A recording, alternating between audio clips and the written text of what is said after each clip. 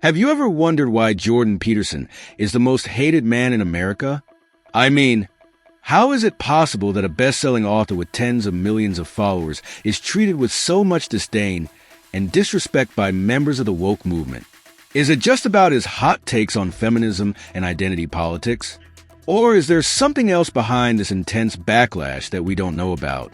In today's video, I will explain the real reason Jordan Peterson is the most hated man in America and why that hate is not ending anytime soon. But first, let's take a step back and explore his background. Born on the 12th of June, 1962, Jordan Burnt Peterson is a Canadian psychologist, author, and social commentator. His journey to fame started in the early 2010s, mostly due to his unconventional opinions about cultural and political issues. However, it wasn't until 2016 that he became a global figure, this time due to his stern opposition to Bill C-16.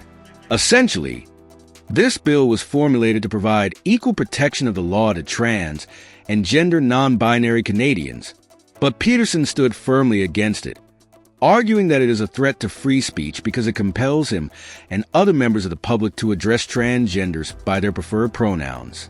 The professor fought fearlessly to defend this stance, even on public platforms, earning him the admiration of conservatives and the condemnation of members of the woke culture. That ultimately was the beginning of the whole saga. But since then, the animosity between Peterson and members of the woke movement has continued to grow in heaps and bounds. So, why exactly do they hate him?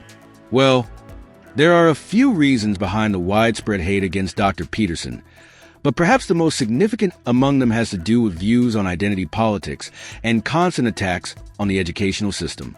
Dr. Peterson believes that these institutions are flawed because they're built on the Prussian model, which in his words was designed by fascists to suppress the will of students and program them to become obedient workers. Additionally, Peterson believes that the educational system today is corrupt, too expensive, and often used to promote woke and radical ideologies. Again, as with Bill C-16, he faced a lot of backlash for expressing these thoughts. However, he refused to budge. In fact, in 2021, he took things one step further by resigning his employment as a professor at the University of Toronto. And the reason for his resignation is not far-fetched. According to him, the diversity, inclusion, and equity initiatives at the school had created barriers for supremely trained heterosexual white male graduate students and made faculty positions less of a meritocracy. Furthermore, Dr. Peterson also opined that due to the widespread hatred against him, it would be difficult for his students to get jobs, and therefore he was left with no choice but to resign. At the time, some critics would have been hoping that Peterson's exit from the University of Toronto would reduce his global influence, especially on the younger generation. But that wasn't the case. On the contrary, his resignation gave him more time to focus on his public speaking career, ultimately allowing him to reach more young folks across the globe. Today, he has a devoted followership of over 20 million people on YouTube, Instagram, Facebook, and X. Many of them are believed to be young men who have turned to his teachings to rediscover their masculinity and explore a deeper faculty of reasoning. This, of course, hasn't gone down well with members of the woke community and even some of his colleagues. In 2023, the College of Psychologists of Ontario ordered Dr. Peterson to undergo indefinite social media and communication retraining following multiple complaints about his comments on several issues, including gender transition and climate change.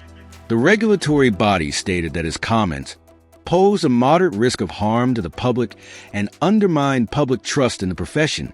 To cap it off, the organization warned that failure to comply with this directive would cause Dr. Peterson to lose his practicing license. Again, the professor refused to budge. Instead, he fought back those allegations, saying that the said comments were political opinions he made off duty and that the directive for him to be retrained was an infringement on his fundamental human rights. The College of Psychologists of Ontario dismissed his explanation, and the matter has now been tabled before the law court.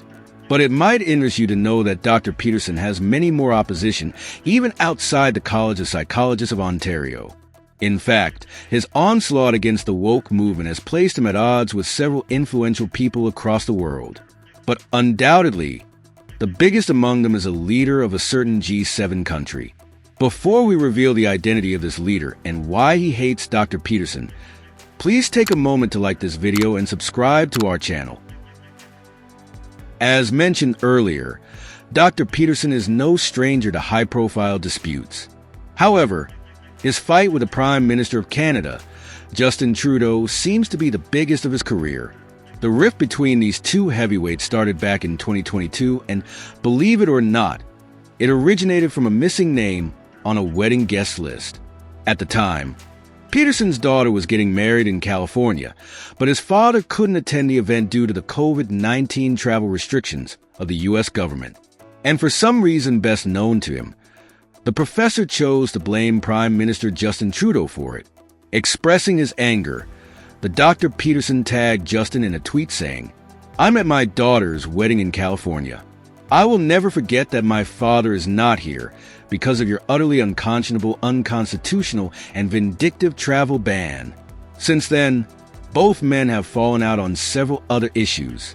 In late 2023, Dr. Peterson appeared to blame the Prime Minister for his issue with the College of Psychologists of Ontario.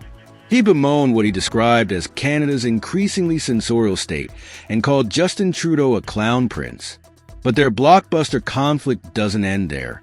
He also went further to criticize Justin Trudeau's controversial speech from 2015, where the Prime Minister claimed that Canada has no core identity. According to Dr. Peterson, such comments from a key political figure like Justin Trudeau creates disunity among the society and disregard the foundational principles upon which Canada was founded. This created another chapter in their long-running conflict, which for most part has been a bit lopsided, with Dr. Peterson unleashing all the attacks. But recently, Prime Minister Justin Trudeau seems to have joined the party as well.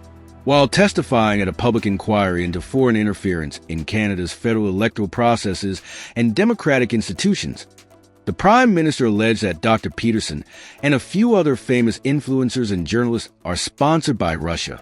The professor has refuted this allegation and is even threatening to seek legal redress. But that hasn't stopped the barrage of criticisms and hatred against him. There seems to be an organized campaign to silence and deplatform him by all means possible. His issue with the College of Psychologists of Ontario supports this analogy. And even beyond that, there have been several other instances where state and non-state actors have gone out of their way to try and silence Dr. Peterson. For instance, in 2019, Cambridge University rescinded a fellowship offered to him after receiving backlash from woke students and faculty members. There have also been multiple calls for people to boycott, even as members of the woke culture community continue to make attempts to disrupt his events through protests and different dark art tactics. Despite all of this backlash and opposition, Dr. Peterson has continued to put himself and his thoughts out there, and his supporters have been quite receptive. Many of them see him as a much-needed voice in today's world, where politically correct statements are amplified and the truth is often subdued. Speaking about that, Dr. Peterson has always presented himself as the man who speaks and stands behind the truth at all times. The only problem here is that truth is relative. So, while his supporters believe he's defending important principles like free speech and personal responsibility, woke activists see him as a symbol of resistance to their push for social justice. But what do you think? Is Dr. Peterson really a defender of free speech or a threat to progressive society? Let us know in the comments below. And don't forget to like and subscribe to our channel to enjoy other interesting videos like this one.